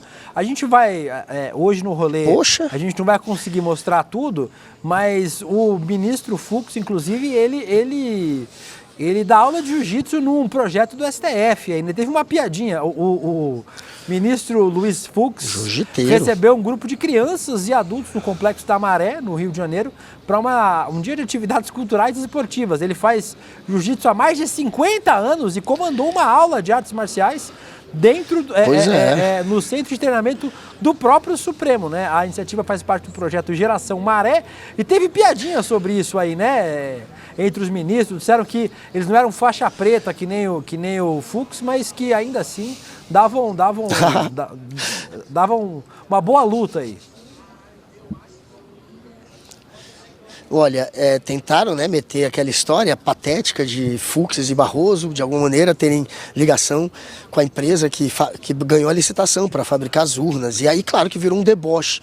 O Fux acabou debochando dessa história, e depois vieram com essa brincadeira de Fux jiu-jiteiro, Fux faixa preta, que de fato ele tem essa imagem, né? Como falou o príncipe William, eu não sabia nem que eram 50 anos. Eu sei que são muitas décadas. 50 anos remonta à época dos desafios da luta livre contra o jiu-jitsu. Década de 70, a gente está falando. A época que quebrava o pau nas academias do Rio de Janeiro, que os Gracies, ou que a galera da luta livre se desafiava dentro das academias e só fazia jiu-jitsu na década de 70, que era raiz. O jiu-jitsu se populariza mesmo na década de 90, né? E vira uma coisa mais comum. Mas a década de 70 é porque o Fux é um jiu-jiteiro raiz como falou o príncipe William, o pessoal aproveitou para zoar, para fazer essa brincadeira, como se ele pudesse ser violento também. Mas o Fux não tem essa imagem, né, de violento, apesar de ser alguém que é um artista marcial. Ele passa aquela imagem mais de senhor Miyagi, assim, daquele que usa a arte marcial não para atacar, mas só para se defender, digamos assim. É um cara que não passa a imagem de violento, mas virou um clima realmente, um pouco de brincadeira, um pouco de deboche, por conta dessa história estapafúrdia de ligação do Fux e do Barroso com a empresa que estaria fornecendo as urnas, o que é mais uma fake news quinta série, né? Mais uma fake news grotesca da extrema-direita, entre tantas. Ô Guga, você ouviu todos os advogados? A gente tem aí o advogado do Carlos Moretson, o Melilo Diniz do Nascimento, para ouvir. A defesa dele, segundo o Guga, foi uma das que mais tem chance de prosperar aí. Ele diz que é um dos criadores da urna eletrônica, mas na verdade ele pediu uma patente em 96 de um equipamento para votação eletrônica, quando o TSE já tinha feito licitação e o projeto foi desenvolvido por outra equipe. Ele tenta usar o rótulo de engenheiro para ganhar credibilidade, né? E o advogado de defesa dele aí falou que ele não teve participação em trama golpista. Tem aí o advogado dele, Vitão? Ou não? Então bota aí para nós. É contratado por seu presidente, Valdemar Costa Neto, e, como já dito aqui na tribuna, ele esteve na mesma circunstância fática, na mesma consideração fática e, corretamente, não está denunciado o presidente do PL. Guga, vou ter que concordar com o advogado aí. Eu me pergunto por que o Valdemar não foi denunciado. A pergunta não é por que o Carlos Moretson foi denunciado, mas é o contrário. Todo mundo se pergunta por que um dos nomes principais desse eixo político do golpe, e inclusive dessa história de tentar deslegitimar as urnas eletrônicas, por que o Valdemar Costa Neto não está denunciado? Devia estar, esse é o problema, não é o contrário, né? Passaram um pano aí, hein, pro Valdemar. Porque ele contrata essa empresa para desqualificar as urnas, como eu disse mais cedo, num contexto de já ter tido rejeitado por uma perícia feita pelo Exército, né? A pedido do ministro da Defesa, uma perícia feita que não tinha constatado nenhuma maneira de se fraudar as urnas. E aí, nesse contexto, é que o Valdemar aciona essa empresa, o Voto Legal, né? O Instituto Voto Legal, para tentar, portanto, fazer o que não foi feito pelo Exército, que era criar um relatório que pudesse justificar os ataques às urnas. Não tem como você ser contratado no meio desse contexto sem saber qual é a razão. E a defesa dele diz que ele não apontou nenhuma possibilidade de fraude. Então, como é improvável que se tenha alguma afirmação dele nesse sentido, e como o Valdemar, que foi quem o contratou, está liberado do processo, realmente isso tudo torna mais fraco, né, a denúncia contra ele. Ele deve se tornar réu, mas entre aqueles que serão julgados, talvez ele seja, por hora, o que tem uma maior probabilidade de escapar de uma condenação, já que o Valdemar sequer está sendo denunciado, né? Teria que se tornar réu. Valdemar, além de contratar essa empresa a pedido do Bolsonaro para tentar desqualificar as urnas, já que o Exército não tinha feito isso, ele deixou que a sede do PL fosse usado também como bunker do golpe. Ficava ali Bolsonaro e outros golpistas confabulando sobre o golpe, a ponto de deixarem até decreto do golpe em sala do PL. Então, não dá. Um partido que recebe o fundo eleitoral que recebe, o fundo partidário que recebe, que tem 1 bilhão de verba pública no caixa deles, está sendo um partido que tenta sabotar as urnas, tenta atacar a democracia. Isso é incompatível. O Valdemar deveria responder, até o PL deveria ficar em risco por tudo isso, mas não. Passaram pano para o Valdemar e terão agora que passar pano também para o Carlos Rocha em algum momento. Aqui o nosso chat deu o apelido de Kung Fux para o ministro Fux. Achei um apelido interessante. E o Xandão faz Muay Thai, né, Guga? O Fux faz Jiu-Jitsu, o Xandão faz Muay Thai. Será que no MMA, quem é que levava aí? Diz no chat aqui que o Fux tem mindset de marombeiro, mas não é marombeiro. Agora, o Alexandre de Moraes é marombeiro. 5 minutinhos aí, sem perder a toga, quem será que levava? Xandão ou Fux, Guga? Não, olha, aí é o clássico.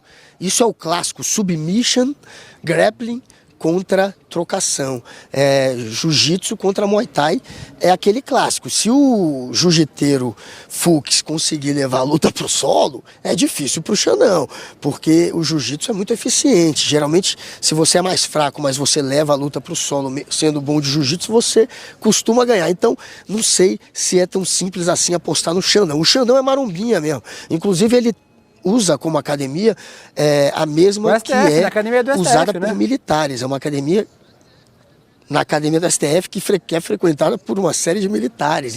Inclusive ele tem até uma relação boa com alguns militares por frequentar a mesma academia e faz Muay Thai, então imagina. Tá bem, né? Tá melhor do que eu, que estou sedentário há pelo menos 15 anos. A gente viu, você andou 50 metros atrás de um advogado e voltou.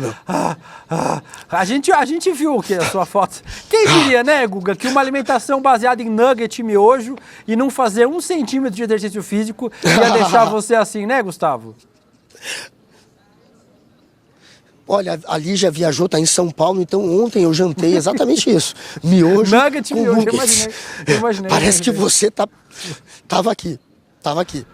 Mas eu vou me inspirar em você, Xandão, e em você, Fux. E voltarei a ser um marombinha como vocês e um atleta da luta, da arte marcial, como eu já fui um dia. Vamos ver, Guga, mais um advogado. A gente estava falando agora de manhã, lembrando para vocês, daqui a pouquinho o Rodrigo Viana assume o comando aqui da nossa nave louca acompanhando o STF.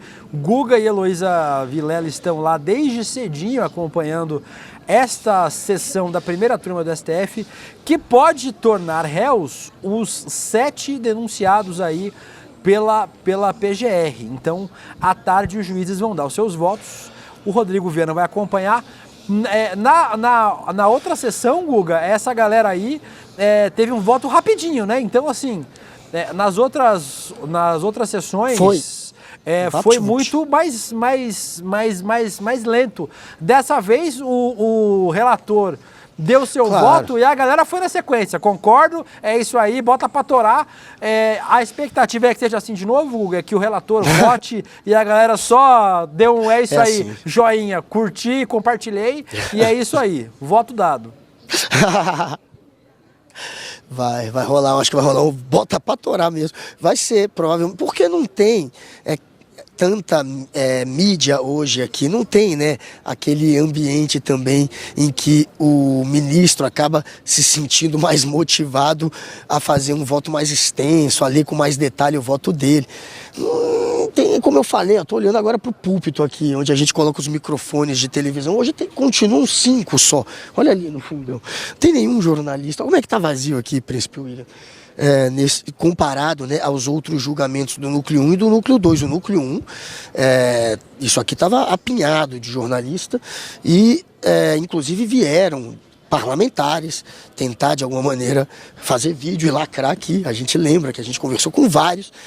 No núcleo 2 já tinha menos jornalista, agora dessa vez está morto comparado às outras sessões, aos outros julgamentos. Então não creio que nenhum ministro vai querer se prolongar demais. Não tem esse holofote todo hoje, não tem para que falar muito. Eu acho que eles vão ser bem sucintos e é claro que esse julgamento, assim como o último, tem tudo para terminar até, não sei, 16, 17 no máximo, eu apostaria. 16. Ô Guga, a gente fala pouco sobre o Ailton Barros. O Ailton foi uma figura fundamental nessa tentativa de golpe de Estado. Ele se promovia como 01 do Bolsonaro nas eleições de 2022, quando foi candidato a deputado estadual pelo PR. E se você duvida que o Ailton tem essa importância na vida do Bolsonaro, vamos ouvir o próprio Bolsonaro falando sobre o Ailton, que pode virar réu hoje. Põe aí o Ailton Barros falando sobre... o Jair Bolsonaro falando sobre o Ailton Barros, por favor. Põe aí. Jair Bolsonaro. No seu tempo, Vitão. Quando você achar, tá terminando o rolê, mas... Quando você achar... Falei, será que eu que perdi o áudio? Que é o Vitão. É o primeiro Vitão vídeo zoando. do roteiro. Tá tranquilo. É o VT Bolso para Ailton IN 024 Alt 040. Acharam?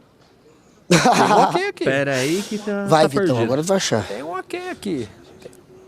E tá bem bom. Galera, não sei, já que vocês estão procurando aí, só para não enrolar, já que vocês não estão achando, já que vocês não estão achando, vocês relembraram ao público que o Ailton de Barros, ele também, em um dos áudios que foi descoberto ali, quando fizeram busca e apreensão nos aparelhos eletrônicos, acharam vários áudios, entre eles um em que ele conversa com o Mauro Cid e diz... Aí não sei nem se é áudio ou se era texto, em que ele dizia que sabia quem era o mandante da morte da Marielle. Ele mesmo. Ele tinha sido acionado, né, para tentar...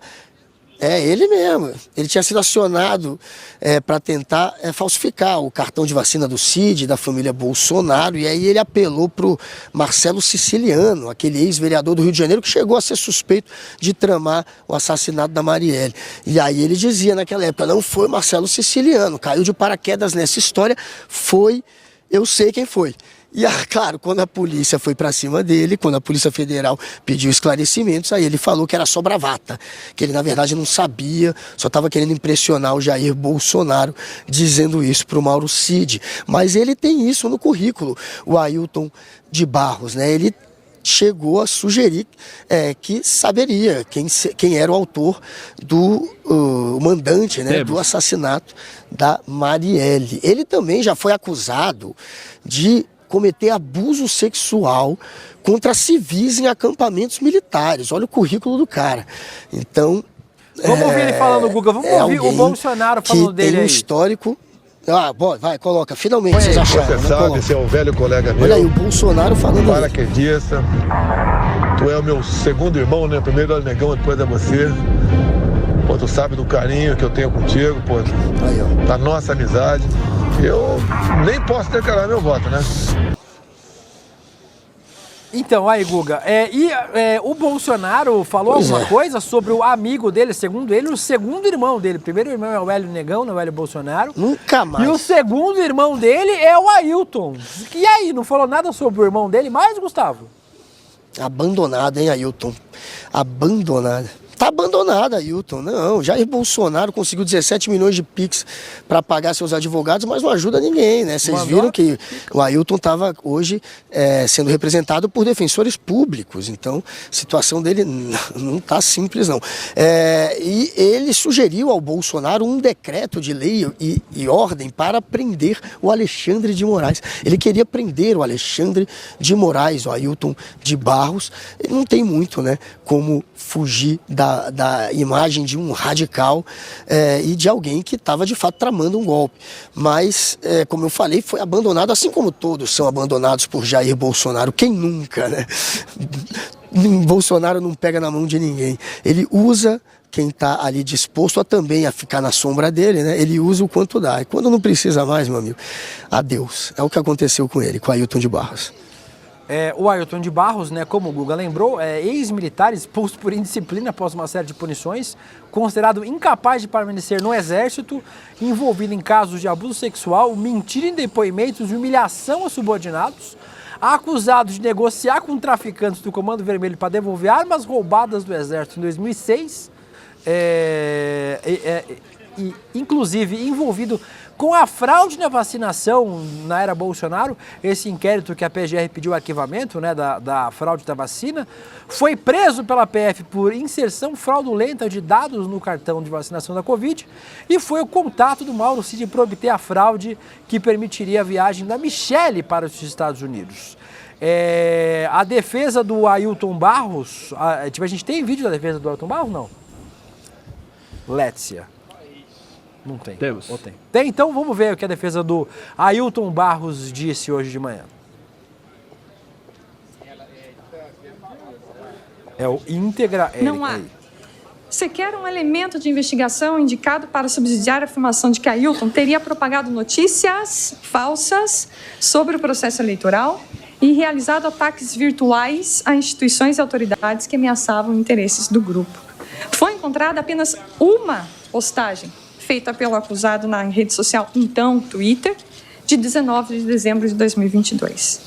Não está minimamente comprovado, tampouco, que o acusado se uniu aos demais denunciados para praticar crimes, ou mesmo que o fez de maneira estável.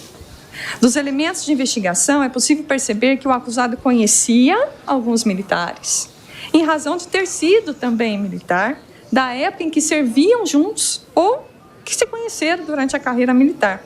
Mas daí a concluir que com os denunciados se associou é estender demais o vínculo que entre eles existia. Da mesma forma, afirmar que ele era responsável por divulgar notícias falsas, sem apresentar os meios por onde isso teria ocorrido efetivamente, mesmo após tantos atos de investigação, apenas reforça que o acusado não tinha qualquer participação no ocorrido. No mesmo sentido, as mensagens de WhatsApp isoladas, trazidas aos autos pela investigação, supostamente do assistido, apenas demonstram que o acusado trocou mensagens, ou teria trocado mensagens com alguns dos codenunciados, mas não é minimamente suficiente, ao contrário, para afirmar que Ailton estava agindo em conluio com os demais, com vista à prática de atos antidemocráticos. Guga Noblar, a gente tem aí o Ailton, para quem não lembra, era meio o Mauro Cid do Mauro Cid, né? O Mauro Cid era o Mauro Cid do Bolsonaro, o Ailton era meio o Mauro Cid do Mauro Cid, assim, né? Era o cara que ficava resolvendo os trabalhinhos, né, pro Mauro Cid, inserindo dado de cartão de vacinação, resolvendo negócio da Michelle. Ele era um dos subordinados do Mauro Cid para resolver essas coisas do dia a dia, né? Tinha o Marcelo Câmara e tinha o Ailton de Barros, que ele foi jogado nessa história do cartão de vacina. Ali o Mauro Cid não sabia para quem recorrer, foi atrás do Ailton de Barros. Eles se conheciam de fato, apesar dele ter sido expulso do Exército. Ele tinha, claro, contato ainda com muitos militares que trabalharam com ele no passado. Um deles era o Mauro Cid. E aí o Mauro Cid foi atrás dele, portanto, sabendo que ele tinha contatos no Rio de Janeiro, para tentar falsificar o cartão de vacina. É assim que ele entra na história. E aí ele chama o Marcelo Siciliano, o ex-vereador Marcelo Siciliano, para tentar concluir essa falsificação. Então, assim, né, graças também a essa história do cartão de vacina que boa parte do golpe veio à tona, né? Essas mensagens trocadas que demonstram que tinha um núcleo disposto a criar fake news, a, de alguma maneira, mandar essas fake news para que o gabinete do ódio atuasse contra os adversários políticos do Jair Bolsonaro. Isso tudo foi desbaratinado graças a essa questão da falsificação do cartão de vacina, né? Se não tivessem apreendido aparelhos eletrônicos, celulares, por conta da falsificação do cartão de vacina, eu acho que o Ailton de Barros nem estaria aqui hoje. Mas ele entrou assim nessa história. Ele não, ao contrário do Marcelo Câmara, que está em tudo, né?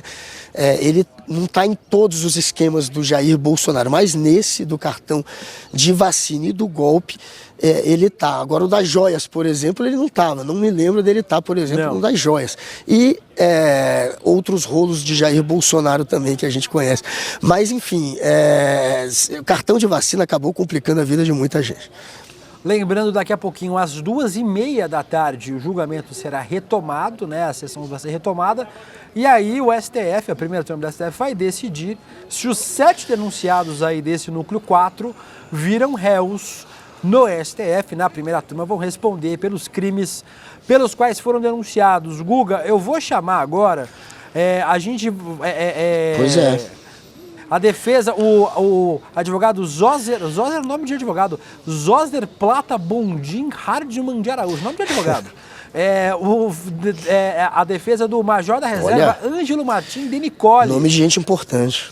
O Denicoli, que foi diretor do Departamento de Monitoramento do SUS, quando o Pazuello era o ministro da Saúde, ele também promoveu ataques e informações falsas contra a Covid e as medidas sanitárias. Vamos ouvir, Guga, o que disse aí o Zoser Ângelo, advogado do Denicoli. Diversas apreensões foram feitas, busca e apreensão. Também com testa de bordo infinito. De dados, quebra de nuvem. Cadê a vinculação ou a troca de informações ou a contribuição de Ângelo para essa parte da denúncia no que diz respeito a ele estar colaborando com a produção de algum documento? Isso não tem. Teve o nome dele citado no contexto por outro denunciado. Isso não se confirma. E a confirmar, a denúncia não diz qual é a conduta que ele praticou. Ô Guga, uma coisa que eu notei em muitas defesas hoje, de manhã, é que os advogados se preocuparam em dizer, não, eles trocaram mensagem, não, eles falaram sobre o assunto, não, realmente, ele compartilhou a mentira, mas isso não tem nada a ver com golpe de Estado. E o que a gente vê desde o começo é que toda essa trama tem a ver com golpe de Estado. A venda das joias sauditas era para sustentar o Bolsonaro no exterior. O cartão de vacina era para o Bolsonaro poder viajar. A ABIN paralela era para poder investigar adversários do Bolsonaro. O golpe de Estado era o golpe de Estado mesmo. Então, assim, mas tudo tem ligação. E essa galera que era do núcleo de desinformação, quer convencer a gente de que, na verdade, não, eles compartilharam umas mentirinhas. Mas isso não tem nada a ver com golpe de Estado, né, Guga? Parece que as defesas foram por esse caminho também, não foram? Não, a defesa do Ângelo, né? Você falou agora do Ângelo, ainda tentou, de alguma maneira, colocar em dúvida qual fake news ele propagou, eles perguntam. Cadê a fake news? Esse Ângelo, que foi diretor do Ministério da Saúde, ele propagava tanta fake news que em 2021, a primeira vez que ele apareceu nas notícias de jornal como um mentiroso foi ainda em 2021, porque ele estava espalhando ali uma charge que ele dizia ser uma charge que teria sido publicada, segundo ele, num jornal chileno chamado Mercúrio, que é um jornal muito tradicional lá do Chile, e era mentira, era uma charge do Jair Bolsonaro. Ih, Gustavo travou. Eu travei, Gustavo travou, todos travamos, vós travais, eles travaram. O Guga travou, ele estava explicando aí sobre o Ângelo Denicoli, que é mais um desses aí, mais um dos denunciados hoje que devem virar réus. E ele promovia ataques na época da pandemia de Covid-19. O Guga vai reconectar com a gente e a gente vai ouvir o raciocínio do Guga daqui a pouquinho. Eu vou chamar mais um desses advogados que hoje de manhã fizeram a sustentação oral, depois do advogado do Zoser, o advogado do Ângelo Denicoli. A gente já mostrou, né, o do Carlos Diniz, que é o do voto seguro. Teve também o do Jean Carlos Rodrigues, a advogada Juliana Rodrigues Malafaia, que o Guga ouviu. O Giancarlo, militar do Exército, alvo de mandado de busca e apreensão pela PF no ano passado, também fazia parte da ABIN paralela. Ele era um dos membros da ABIN paralela, tem gente, inclusive, que diz que é o nome errado, né? Não é a ABIN paralela, é a ABIN do Bolsonaro. O ABIN aparelhou, o Jair Bolsonaro aparelhou a ABIN para poder fazer com que ela trabalhasse como sua polícia secreta, como sua Gestapo, é a Gestapo do Bolsonaro. Vamos ouvir aí o que falou a advogada Juliana Malafaia, que foi ouvida pelo Guga agora há pouco, também saindo lá do STF. Diferentemente do que alega o Ministério Público, Giancarlo não era subordinado, nem direto e nem de fato de Ramagem. Giancarlo não atendia às demandas de Ramagem, Giancarlo não tinha contato, nem dentro nem fora da agência, com Alexandre Ramagem. Giancarlo, infelizmente, a defesa não consegue produzir a prova negativa de que Giancarlo e Ramagem não tinham qualquer relação, mas a acusação poderia produzir, ou tentar produzir, e notadamente não fez. Então, além disso, a denúncia afirma que a suposta organização criminosa ela teria sido criada em 29 de junho de 21 e operado até o fatídico 8 de janeiro. A acusação delimita... Eu não estou mais ouvindo. Vocês estão ouvindo mais? Não, peraí que perdemos o áudio. Aproveitar para alguns comentários de vocês aqui. O Marcos Antônio Stuck diz: sem prisão militar, papuda neles. A Georgia Constanza: quem fez sustentação oral? Que isso, Georgia? 1h30 da tarde. A Floristela Nascimento diz: ainda estou aqui. Nós também estamos aqui até agora. Daqui a pouquinho, lembrando, o Rodrigo Viana vai assumir o manche desta nave louca e vai até o final do julgamento nesta terça-feira. Aqui tem muita gente falando sobre as sustentações orais aí dos advogados até agora.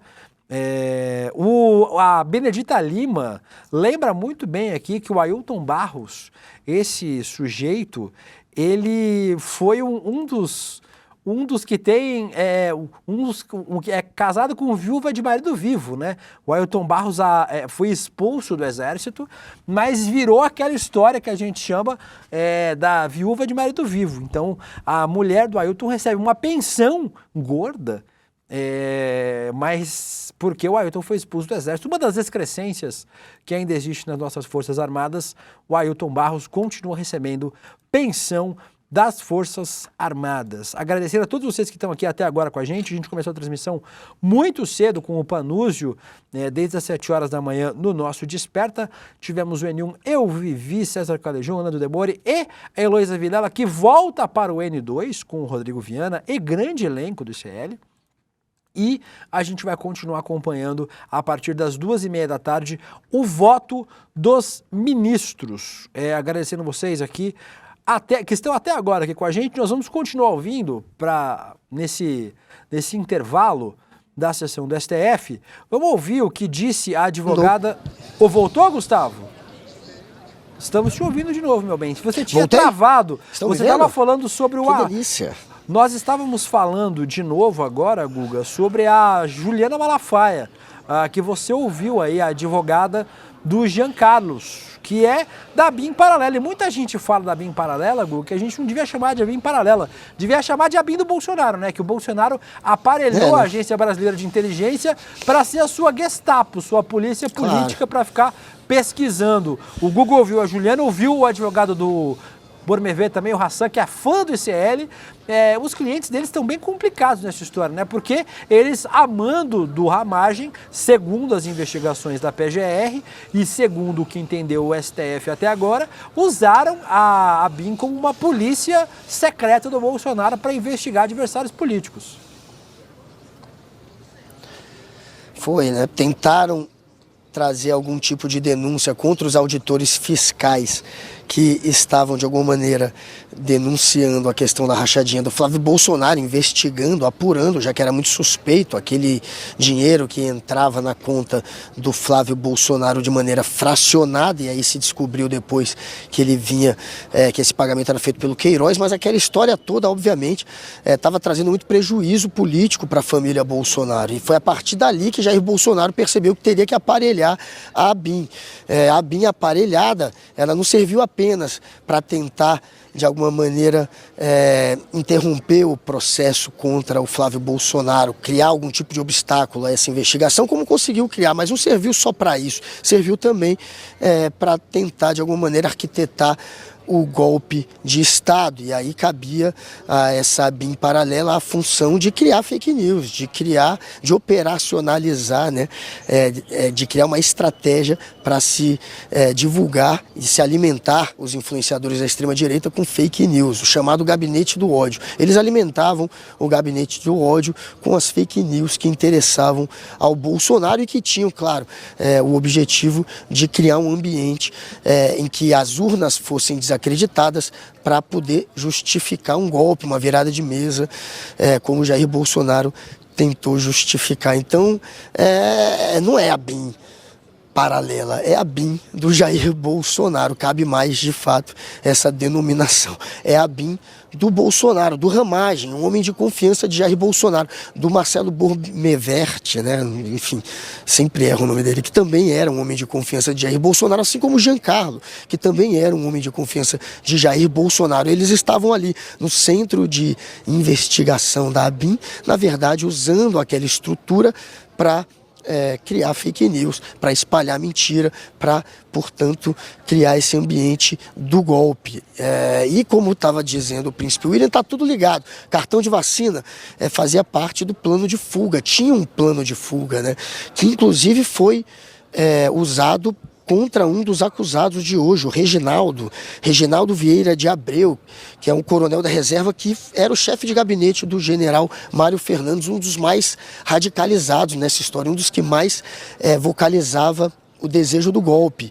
O Reginaldo, que era, portanto, o chefe de gabinete dele, uma das provas que coloca ele no golpe é exatamente um documento que ele imprimiu 6 vezes, que se chama Gabinete da Crise, ou Gabi Crise, que era exatamente o plano de fuga do Jair Bolsonaro caso desse errado o golpe. E aí você, para fugir, precisaria do cartão de vacina, precisaria do dinheiro das joias para poder se sustentar lá fora. Então, uma coisa está ligada a outra, de fato, e foi graças ao cartão de vacina que tudo foi desbaratinado. Avisando vocês, daqui a pouquinho a gente tem o Rodrigo Viana ao vivo para também comentar o julgamento até agora. E às 2h30 da tarde a gente tem um retorno do julgamento, aí sim com os votos. Guga, você quer falar alguma coisa? Puxou o celularzinho aí, quer falar? Príncipe, você estava falando também... Você estava falando do Ângelo Martins, não é isso? Do Major Ângelo Martins, na hora que travou. Eu acho que você estava mostrando a defesa do Ângelo Martins, que é mais um. Ele disse que cadê minha fake news? O que foi que eu propaguei? Esse que foi, inclusive, diretor do Ministério da Saúde, ele era um mentiroso tão boca cheia, digamos assim, que a primeira vez que ele apareceu na mídia como alguém que espalhava fake news foi quando ele espalhou uma charge que ele atribuía a um jornal chileno chamado Mercúrio, e a charge mostrava o Bolsonaro com uma arma em punho defendendo o Brasil do comunismo. Uma charge bem grotesca, que não foi publicada por esse jornal e que, por conta disso, levou a página, a rede social do Ângelo a ganhar uma notificação no Instagram de produtora de fake news. Esse post ficou taxado como um post mentiroso. Isso foi em 2021, mas ele sempre espalhou, portanto, mentiras favoráveis ao Jair Bolsonaro. Durante a Covid também espalhou e também fez parte dessa turma que tentou desacreditar as urnas. A Ferd pergunta aqui, vocês não almoçam, daqui a pouco passa mal, entra nos vídeos de maiores gafos ao vivo. O Guga come orégano, né? Come miojo, como que diz? Nuggets, Macfish. Então a alimentação do Guga não é exatamente o mais... Cara, minhas costas. O que você vai aparecer, Gustavo? Achei que você ia aparecer com alguma coisa ao vivo aí, fiquei com medo. Foi rapidinho. Não, caiu o ponto. Caiu o ponto. A Alba Evaristo, como vocês conseguem dizer que o Guga tá fora de forma? Olha a elegância desse punk, o Guga tá... a Cristina T diz, Gustavo nem parece que é o Guga. Eu chamo ele de Gustavo aqui porque ele tá muito organizado. De manhã no rolê, vocês veem que ele entra de cueca, mostra o birimbau ao vivo. Aqui como a gente tá numa transmissão especial, o Guga tá ajeitadinho. Então, muita gente falando aqui que o Google está todo chique, o Google está muito bom. O Daniel Balaguer pede mandar um beijo para a filha dele de 12 anos. Se a sua filha de 12 anos está vendo o rolê, está errado, Daniel. Tire ela da sala, por favor, porque não é para criança ver esse programa é uma baixaria. Pois é. Mas, Guga, depois falam dos pais do Pastor Mirim, né? Depois reclamam. O pai do Pastor Mirim, olha aí o Daniel Balaguer. O Daniel deixando esperto. a filha Pior dele do que assistiu... mandar pro culto, para ser charlatão no culto, é assistir esse programa. Pior não é. A gente falava agora... Não, é mais grave, talvez não. Não sei. Vamos ver mais uma defesa, Guga? Dessa vez, o advogado Leonardo Coelho Avelar. A defesa do Guilherme Marques de Almeida, ele defendeu o seu cliente dizendo que ele usou apenas o próprio celular e que não tinha um número significativo de pessoas nele. Vamos ver a defesa aí do Guilherme Marques de Almeida, Guga.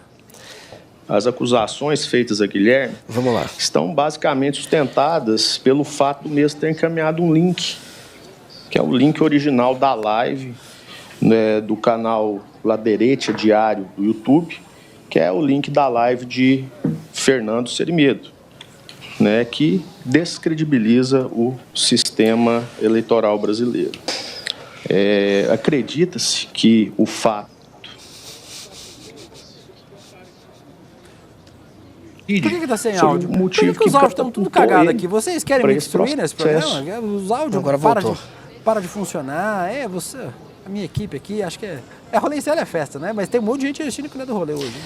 Ô Guga, só para lembrar as pessoas, o Guilherme Marques de Almeida, tenente-coronel do Exército, ele é Marques de Almeida. Isso, ele é ex-comandante do 1º Batalhão de Operações Psicológicas, conhecido como Kids Pretos.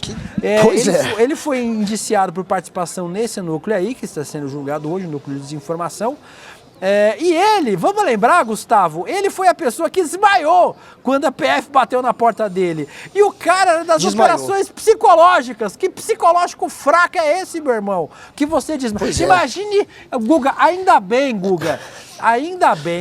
que Aruba e Curaçao não tentam invadir o Brasil. Se Curaçao mandar um barquinho pra cá pra invadir o Brasil, a gente vira Curaçao do Sul. Porque o que o nosso exército tem de frouxo nesse país é inacreditável, Guga.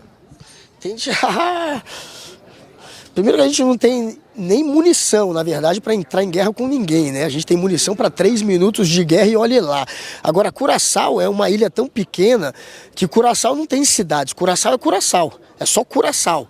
E mesmo assim, eu apostaria também que o Brasil seria derrotado se a gente tivesse com esses militares frouxos à frente aí do nosso exército, como esse, que foi o desmainho, o que desmaiou, né? O Guilherme Marques de Almeida, que, como você contou há pouco, era o responsável aí por esse batalhão de operações psicológicas. Eu não sei nem o que significa isso, operações psicológicas, o que é que ele fazia. Mas quando a Polícia Federal bateu na porta dele, ele, pelo jeito, não segurou a onda, não estava muito preparado. O psicológico dele não aguentou e ele desmaiou. Essa é a grande imagem hoje que a gente tem do tenente, isso ele é tenente, não é? Do Guilherme Costa. Guilherme Marques de Almeida, desculpa, tenente-coronel.